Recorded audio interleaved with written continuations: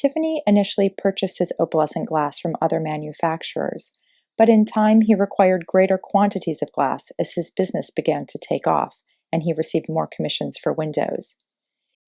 He also was keen to develop new colors and new color combinations, even new textures and patterns, and so in the early 1890s he set about making plans to open his own glass furnaces. With the site secured in Corona, Queens, and a staff of chemists on hand, the experimentation got underway. The results yielded some of the most brilliantly colored glass the stained glass world had ever seen. To create these great colorful sheets, molten glass was ladled out of huge pots called crucibles. The molten glass was scooped up with ladles, some weighing as much as 40 pounds.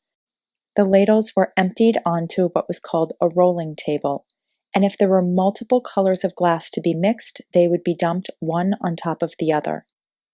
The tableman would take a long, sharp tool, like a tonged fork, and stab and heave the molten masses to combine the colors. From there, a roller was passed over the molten glass, much like a rolling pin passing over dough. Once the sheet of glass had been rolled, it was moved to an annealing oven, which is a chamber that slowly, over the course of numerous hours, lowers the temperature of the sheet of glass to build in stability so that the glass doesn't crack apart when it's being used.